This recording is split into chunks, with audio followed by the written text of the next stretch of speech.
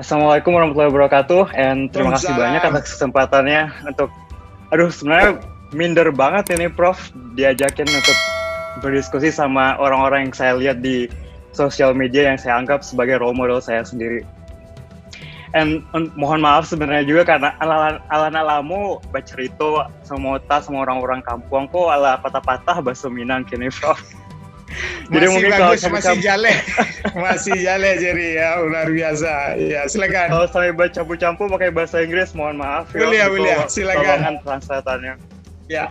Sering ditanyain Prof sama orang-orang di misalnya tiap kali pulang ke Padang kan ditanyain kok bisa Bang Jerry kuliah di MIT, kok bisa sekarang umur 25 S3 di Amerika. Sebenarnya pernah awak mimpi do Prof, soalnya awak gadang dulu main turun. Mungkin yang pernah dulu main turun tuh maksudnya di pinggiran kota lah. Terus kerajo dulu pas SD tuh mau ditangai Prof, kayak pulang rumah mau ditangai terus ngerajon PR nggak tahu bilo kan. Dan pernah tak bayangkan kok bisa sampai kuliah di universitas nomor 1 di dunia. Salah satu pengalaman atau mungkin ideologi yang selalu dikasih tahu sama Amoa Prof Saksos, awak dari orang keluarga yang kurang mampu, selalu dibilangkan teori sama Amoa, caranya untuk keluar dari hidup susah kok, kau jadi nak namu, kalau gadang biko kerajonya angket batu dari tangai, ya harus rajin-rajin sekolah, cuma edukasi cara untuk keluar dari poverty. Dan pertama kali tak pikir untuk rajin-rajin sekolah tuh sebenarnya ala kelas 6 SD Prof. Dulu ditanya sama guru SD itu, jadi nih lanjut sekolah di mana habis itu. Sebenarnya kan SD itu sebenarnya belakang rumah, SDN 22 Bumi Turun. Kebanyakan dari Senin tuh biasanya ndak bakal lanjut SMP dong. Kalau ndak lanjut SMP pun mungkin di SMP Anam Baleh yang deket dari rumah lo. Jadi berani saya nyabu Nio ke SMP 1 Padang. Soalnya itu sekolahnya Bung Hatta kan, jadi kayak gitu kan. Itulah galak orang sebelahnya sekelas kan, soalnya kayak malu mungkin lah nak dari SD 22 Bumi Turun kok bisa lo masuk ke SMP 1 Padang. Dan itu pertama kali dalam hidup jadi seorang kayak masa sih nggak bisa kalau jadi rajin belajar, kayak benar-benar rajin belajar tiap hari di kerajuan LKS tuh latihan soal tiap hari, mungkin lah ada kesempatan untuk bisa lanjut. Ya, alhamdulillah waktu itu bisa masuk ke SMP 1 Padang, nilai 6-nya sampai untuk cut-off SMP 1 Padang.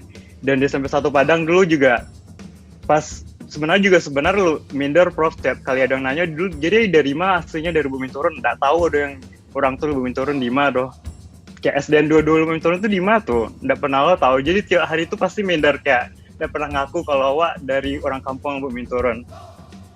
Tapi akhirnya karena rajin-rajin belajar tiap hari, karena jadi cuma tahu kalau untuk bisa lanjut punya masa depan kok dengan cara belajar ya, yang jadi bisa tahu ya cuma belajar tiap hari. Dan akhirnya pernah dari sampai 1 Padang dapat nilai UN tertinggi di Sumatera, pernah ikut Olimpiade Sains Nasional dulu wakilan Sumatera Barat, dapat perunggu. Alhamdulillah dapat beasiswa ke Bandung di sekolah Turki. Dan itu sebenarnya lebih culture shock ke Bandung daripada ke Amerika. Soalnya dari tinggal di kampung lebih turun ke Bandung kan. Terus Bandung itu malah sekolahnya sekolah yang boarding school, dan itu dibilangnya kayak sekolah anak orang kaya lah provinsinya.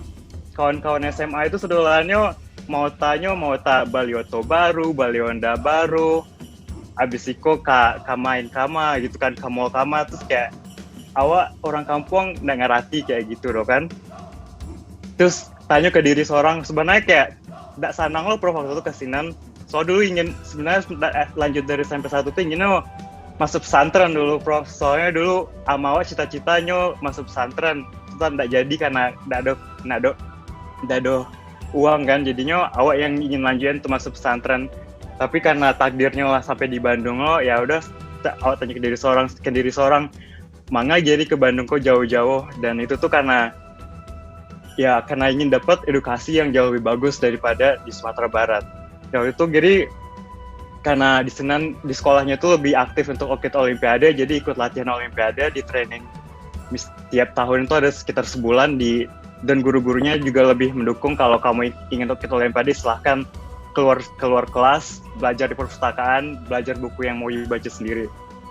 Ya, alhamdulillah pernah wakil Indonesia di International Biology Olympiad di Singapura sama Switzerland, terus dapat medali emas, dan itu yang malah membuka jalan untuk bisa kuliah ke MIT. Jadi I think cerita di sini tuh gak pernah pokoknya kita bisa lah bermimpi, tapi harus diwujudkan dengan cara bekerja keras. Setelah mungkin saya di Amerika ini sejak tahun 2013, dan pengalaman saya yang mau saya share ke teman-teman sekalian itu ada 2 poin. Satu, sebenarnya kita beruntung banget, seperti kata abang siapa tadi, maaf, saya tulis catatan nih selama ini. Kata Bang Rafiq, beruntung jadi orang Minang, soalnya core moral values orang Minang itu sangat kokoh, sangat kuat. Kita diajarkan adat istiadat, kita diajarkan agama, jadi kita tuh dari intinya tuh kuat core moral value-nya. Tapi saya juga mau menambahkan pentingnya kita membangun dari fondasi yang udah kuat itu moral values yang lebih baik lagi. Dan ini poin kedua yang saya mau bantu itu mau saya cerita is the danger of single story. Jadi pengalaman saya selama kuliah di Amerika ini benar-benar such an eye-opening experience, because eye-opening experience apa sih bahasanya? Soalnya kita membuka mata lah ya, buka mata lah intinya itu. Oke. So, saya pernah ngambil kelas dulu di MIT, itu kelas Intro to World Music. Jadi diajarin musik-musik dari dunia, dan salah satunya tuh musik Indonesia gamelan. Terus guru gamelan saya cerita kayak, oh dia tahu kamu anak dari Indonesia nggak? Pernah nonton film ini nggak? Dokumenter namanya The Act of Killing. Dan itu cerita dokumenter tentang gimana dulu kasusnya PKI dan gimana Amerika ikut campur dengan pemusnahan semua orang komunis. Dan saya kira saya orang yang ikut teredukasi dan tahu dengan sejarah negara saya sendiri kan, Prof. Dan malah saya nggak pernah dengar sama sekali. Oh, kayak gitu kok.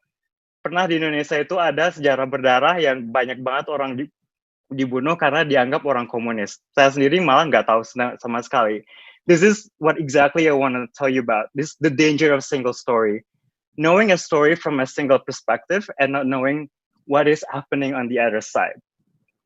Jadi, buat milenial sekarang ini, yang saya anjurkan adalah, soalnya sekarang kita dengan sangat mudah immerse yourself in a new culture and a new experience, and it's easy for you to understand what are the other side of the other story. Bisa nonton film, bisa lihat vlog sih. You can experience what it's like to be in the US without being in the US itself. You can just watch it from your bedroom via your smartphone.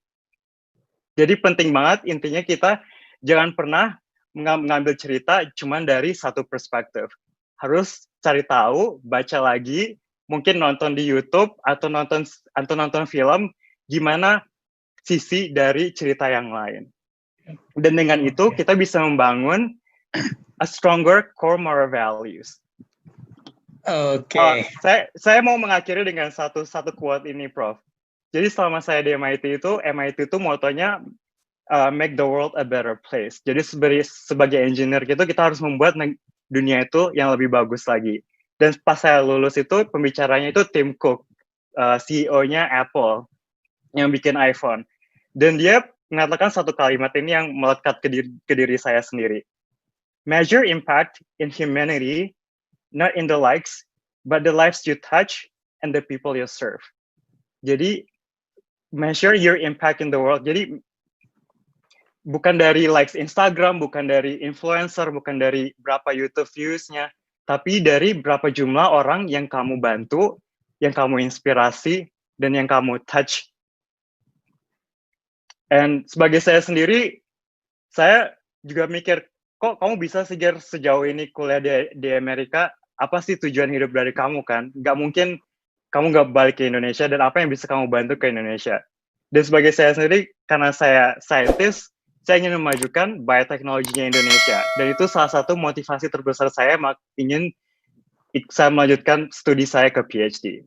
Dan saya berharap milenial yang masih muda ini bisa mencari cara sendiri untuk berkontribusi ke negara. Insya Allah. Terima kasih Jerry. Sukses ya, lanjutkan terus perjuangannya.